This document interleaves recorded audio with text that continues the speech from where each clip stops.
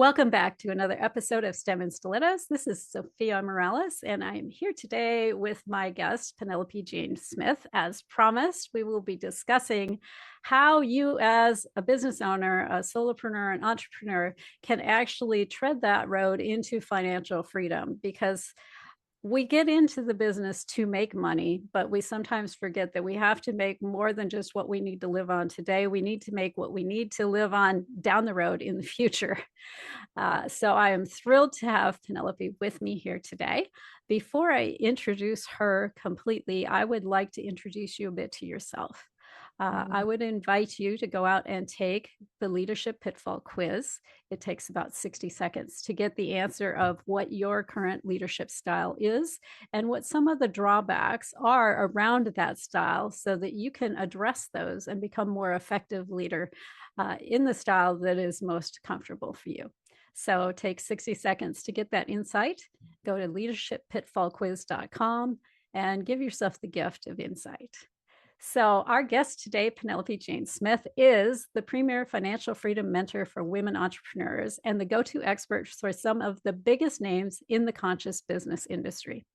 She's an acclaimed international speaker and certified trainer with over 20 years of teaching experience. She's the author of The Little Book of Prosperity and the creator of Prosperity Coin, the world's first cryptocurrency designed to support financial freedom for women entrepreneurs. Her unique magic is supporting women entrepreneurs to become financially free in 5 years or less with $10,000 a month in passive income, so they don't have to depend on their business, a job, a partner, or God help us, the government or anyone else for their money. Welcome, Penelope. I'm so happy to have you here with us. Yay, Zofia. I'm happy to be here too. It's such a big topic. This affects every aspect of your life. And, we're not given much in the way of resources or education growing up around money. So we think that everybody else has this figured out. And then we feel all shameful that we don't. And the truth Yeah. is nobody has this figured out. And so we want to give you those tools and insights that you need now that you should have gotten when you were growing up, so that you can be financially secure for the rest of your life. Exactly. Now, quick question for you. I like to understand the background of our guests as we come through the door here. How did you become financially literate? Meaning, how did you learn how to manage your money in a way that's supportive and moves you forward instead of puts you in golden handcuffs for the rest of your life? Yeah, well, I mean, there's a journey, right? And when I was growing up, I never learned about investing or money systems. Like, I didn't have those distinctions. And so probably like when I talk about financial education or financial literacy, that encompasses five things: how to make, save, manage, invest, and protect your money. Okay. So Yeah. that's kind of the realm. And I feel like it's a journey, not a destination. Like I'm still always learning and refining. So I would say that the first big breakthrough I had around making money was when I hired my first mentors in the speaking business. I Mm. came from real estate and I knew that I wanted, well, I did a whole series of personal development trainings where I was going back and forth to Utah every week or two for like a year. Wow. And through those trainings, I got really clear on my life purpose and passion, which was that I wanted to write books and give seminars and workshops and support people around their money, because already by then I figured out that there was stuff they'd never told me in school. Like later when I was teaching and working in Japan, that's where I first learned about passive income, about investing, about Ah. real estate. And I was like, what the, like Why how didn't anyone tell me this? exactly, like how come nobody told me this? And it was like infuriating. Even entrepreneurship, like that was never a path that was Even hinted at. Yeah. shared or yeah, hinted it with me. It was all like you go to school, you build your resume, you get a job, you go, commute to the city for the next 40 years. Like that was really the only path that they laid out in school. And so even the idea of like owning my own business, I was like, what the hell? There's this whole other world. And so when I was coming back from Japan, I was like, okay, fun's over. No more international adventure. Now I got to go work for the next 40 years. Womp womp. Oh, wow, wow, wow. Um, Yeah. And it just takes all of the life yeah. out of you. And then I learned that there's this whole other way. And I thought, gosh, if this path that's been shown to me as like the way doesn't work for me. I bet there's other people this doesn't work for either. And so I was like, I'm going to learn how to invest. I'm going to learn how to build businesses. And then I'm going to teach other people how, because freedom, baby, we want freedom. So Yes. my highest values. And so that was the vision. But like, where do you go from there? So Yeah, there are some specifics that have to be met to make yeah, it a reality. Yes. yeah. So on the make money side, in school, I was taught one way to make money, which is basically sell your time. Yeah. Yeah. Get a Not job. really Yep. the best way to make money. So I decided I would do a little workshop and invite everybody I knew.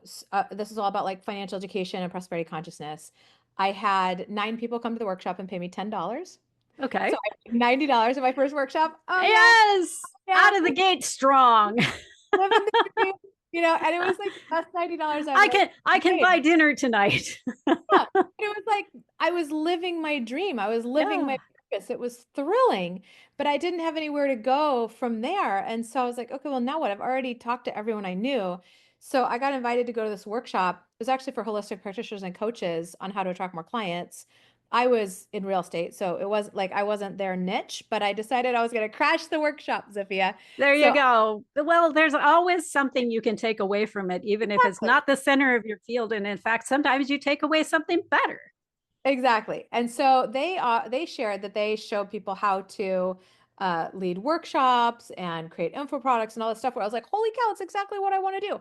So I signed up for their thing, and it was like they put a staircase in front of me, and all I had to do was take one step and then the next and the next, and then ultimately I could get to my vision, which had been so high up that I had no idea how I could be there. So Yeah. my next workshop, I made more than $90. Can I share how much I made? I'm happy to hear. Sophia, I made $52,000 in 2 days. Look at you go. And We like that growth curve. I was like, holy cow. I didn't know people could do that. Yeah. And then I had just done it. And it wasn't a fluke. Like I did it again and again. And so like by that first year in business, I generated $220,000 in a brand new business, totally designed around my purpose and passion and what I feel like I was put on this earth to do. And it was almost all profit because it was just like some group coaching calls with me. Like I didn't Yeah. have a It's team me, or myself, and I. Yes. or anything. And so if you look at the return on investment on that program that I took and you do the math on that, it's like a 2,344% return on investment. That does not suck. Where where else are you going to get that? So often I'll say like investing in yourself, you are your greatest asset. That's generally going to give you your best ROI. And you also want to invest in other assets that can create passive income for you over time. So that was the first big breakthrough. Well, And then and you need to look uh, at what you're investing in and what the potential for that ROI is, right? Because a lot of us will spend a bunch of money going out and getting an MBA or whatever, and then are not equipped to yeah, do what we need to do to make the money to make that really pay us. totally. So that's how I figured out how to make money. What Okay. I didn't know at the time, Sophia, was that keeping money was A a whole different whole different beast. skill set. Yeah. Yes. So I took $10,000 of my own money. In the next 4 years, I turned it into over $6 million in real estate. Nice. So I was on track to retire to be financially free by the time I was 31. And then the real estate market crashed. I was going to say, and where did 2008 fall in this Exactly. timeline? That was not good to me, right? Yeah. So it took me out completely. My perfect credit score was ruined. I lost my beautiful home to foreclosure, and I'm like scrambling to find a place to Yeah. live, And terrified. learned a whole lot about mortgage financing, I'm sure. Oh yeah, but I never knew. And I even ran a mortgage company, and I didn't know that stuff. Oh, So, see, yeah, when I was on the front lines when 2008 happened in mortgage finance mm, because I saw where this shit was going and I was determined to save as many people as I could before the ship went aground. well, that's amazing. I didn't see it coming at all. Like I'd look at the mortgage rate sheets and the subprime mortgages, they charged more in interest, so I just figured they built that into their risk model. I didn't understand credit default swaps and Oh, well, like nobody really understood credit default swaps. And well, let's not get into, you know, chicken and egg stuff here, but I think that they made that situation much worse. Anyhow. Yeah. Yeah, of course they made it worse. And so what happened then was like I had built this wealth. I lost it all. And then I was like, okay, there's something I don't know. There's something I'm Yeah. missing. And that's when I discovered that there's a thing called cash flow management. Oh, That was a thing. yes. I didn't know, I didn't know. And so then I was like, okay, I got to figure this out. And so then I started building these money systems. Like, how do you create consistent and abundant income in your business? How do you manage cash flow? How do you manage the money to make sure everything's covered? How do you Yes. invest according to a strategy so it doesn't feel like gambling? And so I put all of those systems together in what I call my entrepreneurial wealth blueprint, I which is, love that because yeah. it can be a serious roller coaster around cash in a small business. I know my husband and I have been self-employed for probably 15 years now, and he has, shall we say, large money clients and very few of them. And so we have moments when the cash flow is amaze balls, and then we have moments when it's crickets. And Yeah. that can be really intense. And you need to create a system for managing that, right? Like Yes. it's not necessarily bad. As entrepreneurs, there's always going to be like some level of randomness around our income where we don't know Yeah. exactly what it is, but you can manage cash flow in a way that you still have consistent monthly income for yourself, for your team, all your needs are met, right? And so that was a skill I didn't have. And if I knew Yes. then what I know now, Zofia, I might have been able to keep my house. Which would have been a beautiful and Oh. amazing thing. I Yeah. definitely would have been able to keep the electricity on. The Yeah. electricity got turned off, all the food in the fridge went bad. Oh my God. And so Ah, once I created this for myself, then I had all of the foundational pieces in place.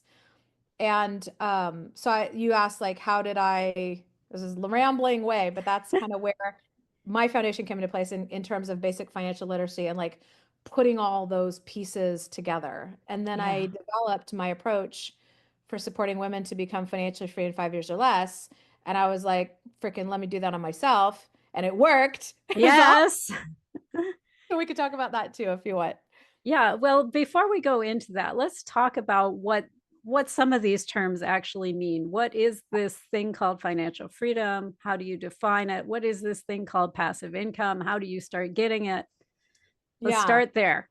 Sure. So, I'm glad you asked that because a lot of people use the term financial freedom to mean like really weird stuff. It's like, did you ever see The Princess Bride? Yeah. And the Oh, guy, I love that movie. and he keeps going, inconceivable. And then Inigo goes, that word, you keep saying it. I don't think it means what you think it means. It's kind of like that. People say financial freedom to mean, attract clients. And I'm Yes. like, okay, well, I mean, that's good, The right? income's good. It does provide you some options, but yeah. And same thing with like, oh, create a course that's going to produce financial freedom. I'm like, mother lover, have you ever created a course and then tried to Yeah. sell And it? market the shit out of it. It's That is work. like It is so not hard, passive. It you is know? not passive. Yeah, it's just unreal. And so when people talk about like being out of debt is freedom or attracting clients is freedom, it's like there's 8 milestones on what I call the path to prosperity, like your Sure. overall financial freedom journey. And so like becoming cash flow positive where you can pay your bills, like, yeah, there is freedom there. But when That's I talk important. about And it, there's a huge drop in stress. yeah. When I talk about it, I'm talking about the eighth and final milestone, which is where your investments, your assets are working so hard for you and they're generating enough passive income to cover all your expenses, cover your lifestyle. So at that point, you're in total choice about what you do with your time because your assets are going to continue to pay for everything, whether you work or not. Right. So It's like the rich dad definition of financial freedom. yeah, Yeah. exactly. So I really resonate with that. Have your passive income be greater than your expenses, and what is passive income? The American Internal Revenue Service defines it as income from trade or business activities in which you do not materially participate. So it could be everything from rental income from real estate, royalties from publishing a book, or licensing your intellectual property, dividends and interest, income from vending machines that you own, income from businesses that you don't have to run as an owner. So there's Yeah. all sorts of different ways to do it. But when your passive income is more than your expenses, now you're in choice about what you do with your time. And when you really think about it, this is a game changer because to Oh, be yeah. financially free, you don't have to be debt free. Like, how often have you heard that you have to pay off all your debt before you can invest? Yeah, yeah. And you will never get to that point Not because necessarily. life happens, right? I'm not going to say you can't, but I will say that Well, as a business it's owner a and entrepreneur, it's a debt, long path.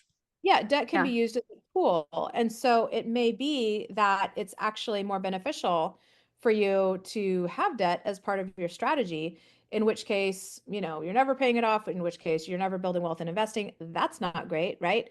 You don't necessarily need to pay off your house or make a ton of money or even be a millionaire. You just have to have your passive income be more than your expenses. And when you focus on that, you can really accelerate those timelines and right. you focus on what my friend Jen Kem calls the right hard things, right? Yes, exactly. Because all of what we're discussing is hard to some degree. Yeah, I mean So, it's work, it's work, yeah, but guess what? We're working now, right? exactly. So you may as well work towards something that's going to bring you more and more spaciousness and ease and freedom rather than just like staying on the rat The wheel, right? the treadmill. Yeah, exactly. Exactly. Well, we are up on our first break. And when we come back from the break, I want to understand more about some examples of passive income and what are some of the baby steps that we need to take to start going down this path to get to the golden land of financial freedom. So hang with us. We will be right back from the break. Oh, shout aloud, the world here. Tech is ours and we show no fear. No fear. No fear. No fear. Thanks for hanging in with us through the break. This is Zofia Morales. I'm still here with the amazing and wonderful Penelope Jane Smith. And so tell us, Penelope, we'll just swing back into it. Um, what are some of the baby steps that we need to start making towards creating that financial freedom and developing that passive income that's so important in getting there? Yeah, the first step is to create a clear financial freedom vision for yourself. This is your desired lifestyle if you didn't have to work for money. Now, of course, you might still choose to work as part of your life purpose and passion, but if money were totally handled, what would you want to do with your time? Having a Yeah, clear vision like that, that's important because it helps you program your mind to see opportunities and overcome obstacles to making that vision a reality, right? yeah, love that. And then once you tune in to your financial freedom vision, I encourage you to actually write it down. Like, where do you live? What kind of car do you drive? What do you do for self-care? What kind of team do you have? You have a house cleaner, personal chef. What do you do for fun in your spare time? Or how often do you travel? And what kind of trips do you take? Yeah. How about you, Sophia? Are you a traveler? Oh God, are we travelers?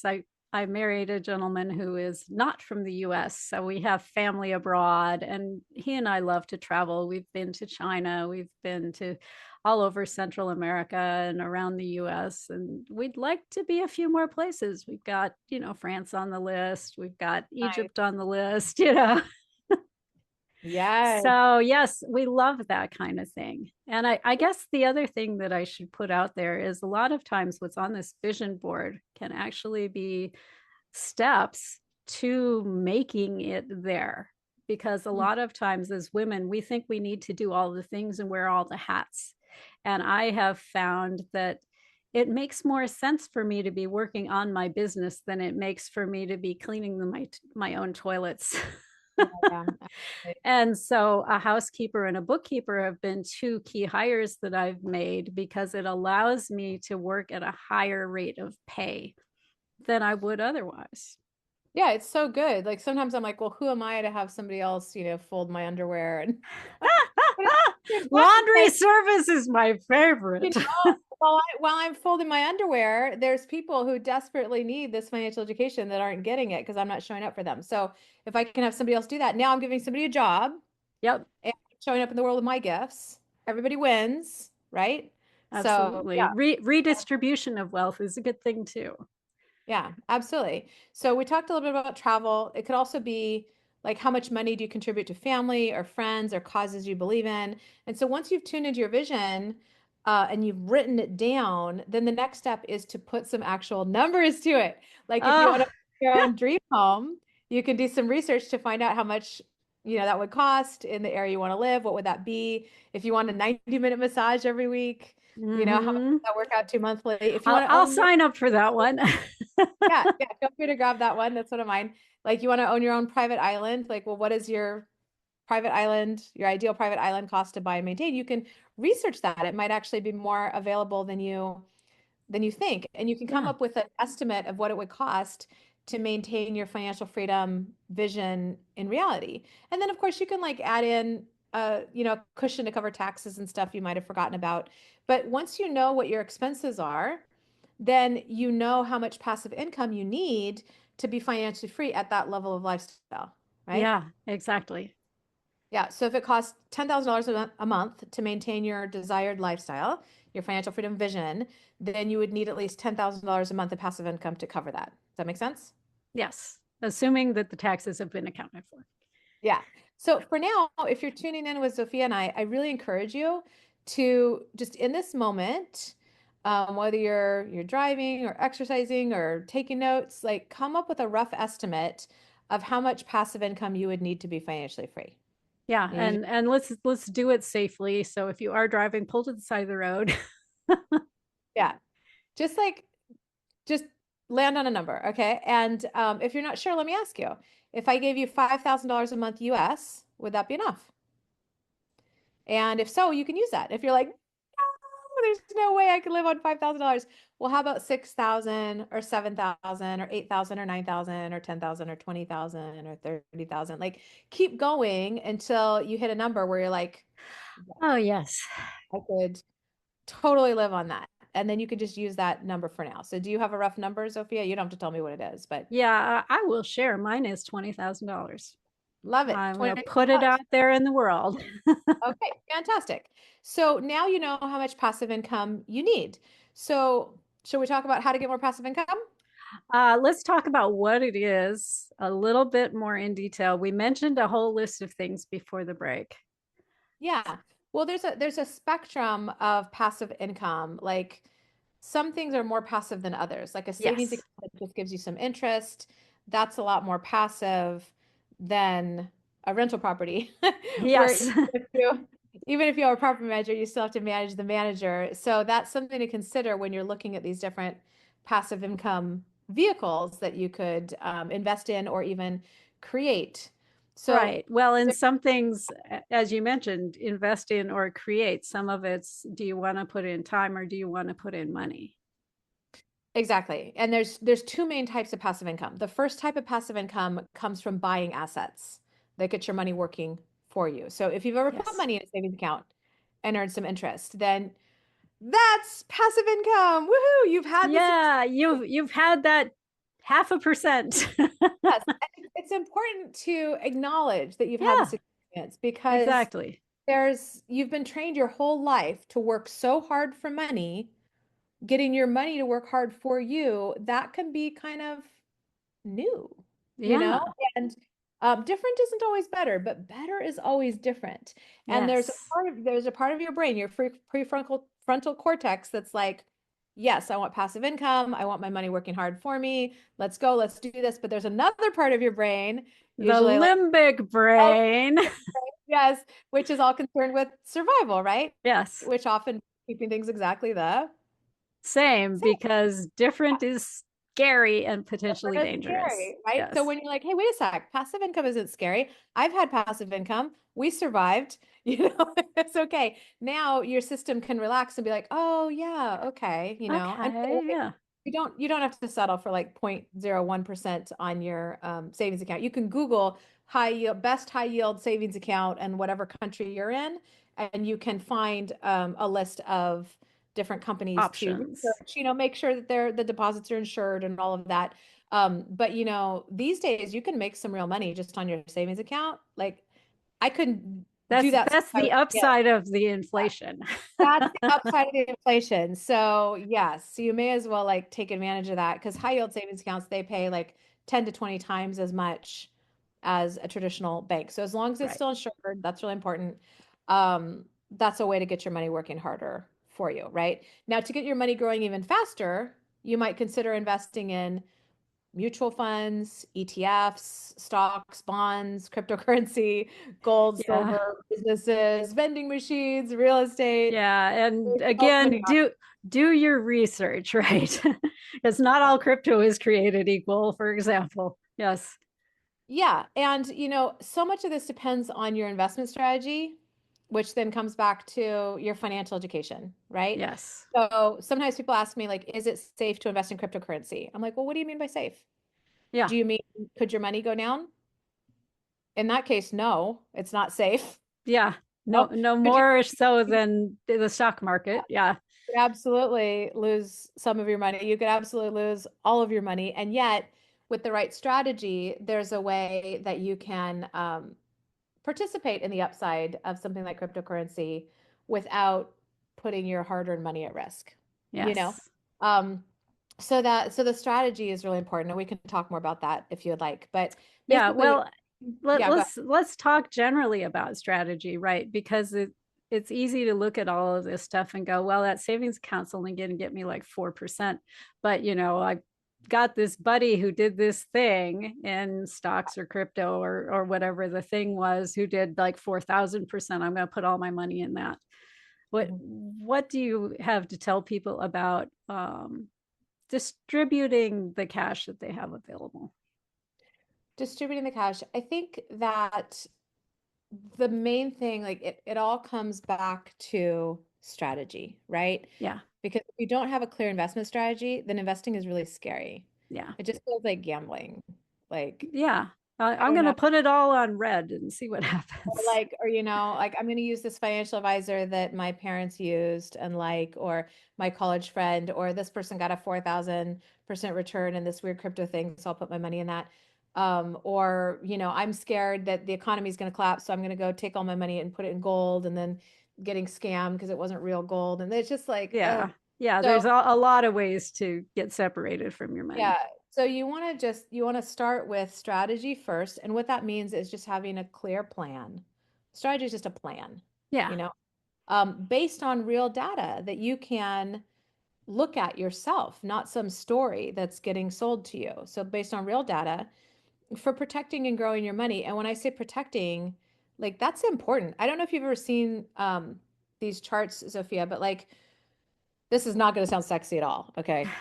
But Never does, but But that's one fine. of the ways to grow your money way faster is to hedge against loss, meaning like Yes. basically let price control your winnings and like you control your losses. So control your losses. Nobody wants to control their losses because it's like, well, I don't want losses, right? Like that doesn't Yeah. sound fun. That doesn't sound sexy. But here's the thing. When you lose money, it takes a lot to make it back, sometimes more than you think. Like if you Yes.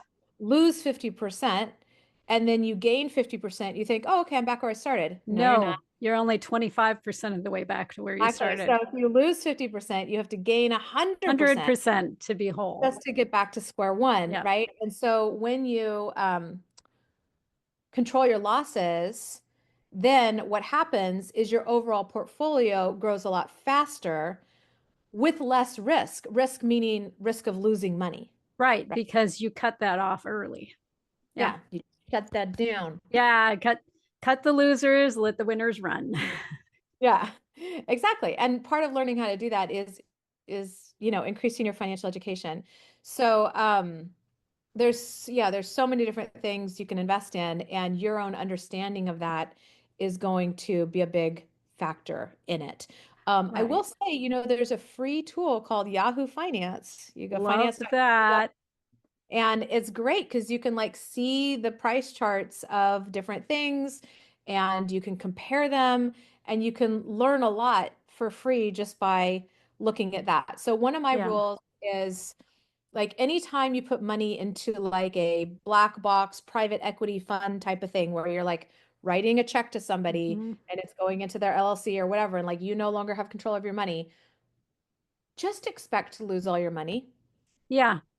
Maybe you Yeah. won't, but oh, Zofia, I'm so like, this is so painful. But like, I've had clients who, before they started working with me, they had their financial advisor, the person that they liked and trusted, steal all their money.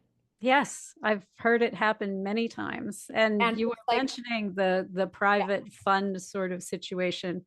I yep, have an uncle who became quite wealthy in California real estate. And when he decided to retire and do something even less passive with his money, found a group that was investing in like single family home financing for builders. yeah. And he did a lot of diligence on them. Okay. It wasn't like, oh, this sounds good. I'm going to put my money in there. No, he went and he visited the thing and he went to sites and did everything you're supposed to do. That's awesome. And come to find out, 5 years later, it was a Ponzi scheme. Uh, And so he ended up well into his golden years with nothing, basically, because he went with the philosophy of put your egg in one basket and watch it very closely. hmm Mm-hmm. Yeah, I don't know that I believe that actually. Yeah, Because there's there's something just too much about that can happen to that basket that's outside of your control. exactly, there's things outside Yeah. your control, like what happened to me in the real estate crash. I did not cause the subprime mortgage crisis like that. Yeah, I can attest you did That not. was very much like something that was way beyond my control. And once I read The Big Short and I saw the movie The Big Short, Yes. understood more of the background of what all this was. I was like, oh my God, I didn't even have a chance. So Yeah. sometimes, even if these things are completely legit, there can be factors that are just beyond your control. So I think I would say a lot of people are over diversified in their investments, but having an appropriate amount of diversification, like having a few different asset classes, in case something, goes crazy, I think that's Yeah. pretty um, so the private equity deals, I've done them very successfully, but you're giving up control. And so one of Yeah. my rules is unless I can go on Yahoo Finance and see a price chart of it, then I'm not going to invest any money that I'm not willing to kiss goodbye, Yeah, exactly. And so and like right and now your I'm doing stress that. will go way down if you do it that way. If you're putting money out there that you need in 3 months or 6 months or whatever into something like that, you're creating future stress for yourself. Yeah, exactly. All right, well, we are up on our second break already. Ooh. So I would like to invite you to hang with us over the break. When we come back, we are going to talk about, how do we start with the baby steps once we have our vision? What are the practical next things that we can do to start ourselves moving down that road and getting more passive income? I'm not going to say getting passive income because I'm going to assume that you've got a savings account or you're about to open one. And so hang with us. We'll be right back from the break. Oh, checked it out, the wolf here. Tech is ours and we show no fear. No fear. Feel no fear. No fear. Thanks for hanging in with us through the break. This is Zofia Morales. I am still here with the amazing, wonderful Penelope Jane Smith, who is talking to us about all things financial freedom, particularly for female entrepreneurs. And I really wanted to have you on because I think as entrepreneurs, we face some special challenges that the wage earner does not face. We also have some special advantages that the wage earner does not have. And I think all things being equal, I will choose for the remainder of my life to be an entrepreneur because of those added advantages. Like I can go create some stuff that will create money for me. Um, so let's talk about, we've got our clear vision that we talked about. We've got that number we want to hit. Okay. And now we're in the weeds of our day-to-day business and we're trying to make payroll and we've got investments that need to be made. And a lot of times we're maybe not paying ourselves the way we should be paying ourselves. What are some Yeah. of our steps that we need to start taking to clean up that mess? Yeah. So we talked about step one is your financial freedom vision. Step two is to buy assets. That's like the golden goose model of creating passive income. Do you remember the Yes. story of the goose that lay the golden eggs? Go ahead and tell it again. Remind us. Yeah. So, well, if you have a goose that lays the golden eggs, you don't want to kill the goose, Right. then the golden eggs would stop, right? So you want to grow a big enough golden goose that you can live off the golden eggs. So in this phase, you want to understand how big of a golden goose you need. And it's going to depend on how much passive income you need to generate, which is why we started with that number. And then it also depends on what kind of an ROI or return on investment you can get on your investments. And if you're working with a big box financial advisor like Morgan Stanley or Charles Schwab or Sure. Edward Jones, they'll probably tell you to start with the 4% rule. Are you familiar with that one? Let's talk about the 4% rule. Okay. It says you can withdraw 4% of your total investment portfolio in the first year of retirement, or in this case, the first year of financial freedom. There you And go. that dollar amount stays the same each year, adjusted for inflation. But with that approach, your risk of running out of money over a 30-year retirement is very low. So basically, what the 4% rule says is that you should be able to sell off 4% of your investments each year without worrying about running out of money or outliving your money. So you said you needed 20,000 a month in passive income to be financially free, right? Yeah. If you need 20,000 a month in golden eggs, how big of a golden goose do you need? Well, Well, it anytime, depends on the return on investment because if it's right, only giving me 4%, that's a massive goose. then it's a big goose, right? So anytime we're talking about a rate of return like 4%, we're talking about an annual percentage, okay? So when somebody says it's 16% in 2 months or it's, 20% over 5 years, like do the calculations to make it 1 year. So the first Yes. thing you want to do is take your monthly amount times 12 to get the annual amount. So in this case, it would be $20,000 a month times 12 is what? 240. Yeah. $240,000, right? So you would need $240,000 a year in golden eggs. Now, how big of a golden goose do you need to get that? If you're using the 4% rule, which you and I don't love because it's like so, but this is what's out there. This is what like practically every financial advisor uses. So let's start here, okay? So if you're going to use the 4% rule, $240,000 is 4% of what? Oh, And good if you question. do the math on that is you take your annual number divided by 0.04. That's Yeah, how you do the math on percentages. So your exactly. annual number divided by Yes, zero point 6 0.4, million. $6 million. So if you had a $6 million golden goose giving you 4% a year in golden eggs, that would give you $240,000 a year in golden eggs, right? Now, based on your reaction, Zofia, you're like, Yeah. it sounds like that feels big. I'm no longer young. There's not so much runway left. It's like my friend Jen Kim says, I'm not a spring chicken, I'm a seasoned chicken. I'm a very seasoned chicken. So in that case, 6 million is your magic number. That's how Yeah, much you need in investments to become financially free. If you're talking about 20,000 a month in passive income, if you're going to use the 4% correct. rule. Now you can adjust it up and down. Some people prefer to use 3%. I think both you and I are like, no, we want to go up. So Yeah. as you increase your financial education and you get better investing, well, now maybe you can get 5, 6, 7, 10, 20% or more, which means now you don't need as big a golden goose to get you the golden eggs you need. So if you Right. could get an 8% return, then you would only need a $3 million golden goose. Right. If you get a 16% return, now it's only a $1.5 million golden goose. So you see how we can start to compress these timelines once you have the focus of that PI is greater than E formula, like the passive Yes. income. So if you don't have the $6 million or whatever, like that's okay, because we're gonna talk about the second type of passive income in just a sec that doesn't require any money to get started. But if you do have any amount of golden goose, even if it's just, $25, or up into the millions, you want to figure out how to best invest that money for passive income. Right. Because a really big misunderstanding, Zofia, that leaves even smart, savvy investors with just huge money leaks in their portfolios is thinking that passive income has to show up in the form of a regular dividend or check. So if you're Yes. if you're thinking that, then what are you going to do?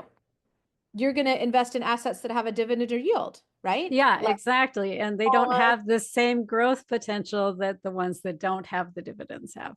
Exactly. Yeah. So you might be looking at bonds, dividend stocks, annuities, and all of that can massively slow the growth of your money and steal your from your financial future without you even realizing it. So this is the difference between being able to be financially free and be abundant versus working at Walmart when you're 80, right? Yeah. So I'm not saying that anything's wrong with those investment vehicles, but you want to use the right tool for the right job. So I'm going to At the ask you right time, at the right point in your life. I'm going to ask you a question, Zofia, and hopefully you're willing to look a little silly with me, but I have done this. Always. So I'm not Always. asking Go you to admit for it. anything I haven't admitted to, but have you ever gone to hang a picture on a wall and you're like putting the nail up? What's the tool you want to use for that job? Well, A for the hammer. positioning or beating it in the wall, I use a hammer generally to put the You would nail need a in hammer. the wall, but I usually use a number of tools prior to that to make sure Of it's where course. I want it. But to put it in, the tool you want is a The hammer. hammer, Have you absolutely. ever tried to nail a pin or a hammer in with like the handle of a screwdriver? Yeah, it doesn't work real good. The butt of a drill, Yeah, the butt of yeah, a drill. You're like, oh no, you can't find a hammer or whatever. You're like, yeah. oh, fun. So it's not like you can't do that, but it's not as effective. And so And having, there's potential collateral damage that might happen. yeah. So having worked with tens of thousands of entrepreneurs and looked at like, I don't even know how many investment portfolios, I can tell you that most people are doing the equivalent of trying to secure their financial future with, hammering with the wrong end of the screwdriver. Yes. It's happening all over the place. One of my clients said that his stock market investments were so boring because all they did was grow, and he wanted something that was going to give him passive income. And I'm like, well, Let's go with boring growing stocks are not a bad thing. yeah, like that growth This is so what you want them to be. yeah, you just need to sell some shares and take the money out as passive income. So this is how you sustainably take passive income off of your investment portfolio without killing the goose. Is this is something Yeah. a lot of people don't understand. They're like, I'm going to accumulate and accumulate and accumulate. And is it enough? And now I have $3 million, but I'm retired and I don't want to spend any money because what if I need it? It's like, well, what did you Why did we do this in the what first did you do place? this for? Well, If you and want to at least let's make that change. rewind to boring growing stocks. This is a goal. This is Yeah, not a problem. This is a goal. life goals. Yes. Yeah, and so if you want something that's exciting, don't do it in your investment life. Go have an adventure. Go bungee jump or something. Yeah, yeah. Go, check out the pyramids in Egypt, take a camel ride. No, I'm with you. Like I think investing should ideally be pretty boring. Now, the problem with only investing in assets and this golden goose strategy is that if you are a seasoned chicken and you don't have the 3 million or 6 million or whatever, you might think, oh my God, that's just so far out of reach. So that's why the Yeah. second type of passive income is important. And how this works is you create your own passive income stream, which you can do with little or no money. So you've got your freedom vision, you buy assets, that might be enough to do it. And then if not, you fill in the gap by creating assets. So instead of investing money, you're going to be investing your time, energy, and creativity to generate passive income or even semi-passive income. But semi-passive means putting some ongoing time and energy in, but Yeah. like that's the case with most things. Even like we talked about passive income from Even real. that boring growing stock portfolio needs attention. Yeah. Yeah, and like a rental property, that's not going to be as passive as a savings account that just sits there or, a mutual fund that just sits there. There's like Yeah. a half a factor. But it's worth it because your money is working hard for you with only minimal time and energy from you, right? Absolutely. That rental property is not going to take 40 hours a week. Not even a few of them will take 40 hours a week. True. So you mentioned buying assets and then creating assets. What kind of things do you have in your mind when you talk about buying assets?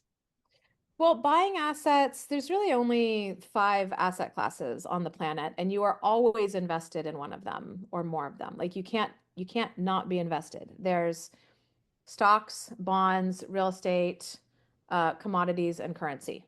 Okay, so Yes. if you have all your cash stuffed under a mattress, guess what? You're investing in currency, and you might not It's not feel, growing much, but it's yeah, there. you Yes. might not feel the fluctuations, but you can actually look at a price chart of the US dollar or the euro or whatever currency you use compared to the other world's currencies, and even those dollars are doing this Yes, all the time. exactly. So And value, also the other thing that's salient around the money in the mattress is the value of those dollars today compared to what they were 2 years ago, 5 years ago, 10 years ago. I mean, what we're making right now in our household, income wise, if we were making that back in the 80s when I got started, we'd have been killing. Right now, it's not what we'd like it to be. yeah, Yeah. totally. So when you are investing in currency like that, then it's not that you're not investing, you're investing Yeah. in policy, and you're probably losing money year after year to inflation. So you're like, I don't Yeah. want to lose money, so I'm going to guarantee that I lose money. Yes, Yeah, by stuffing it in the mattress. I'm gonna avoid losing money by losing money.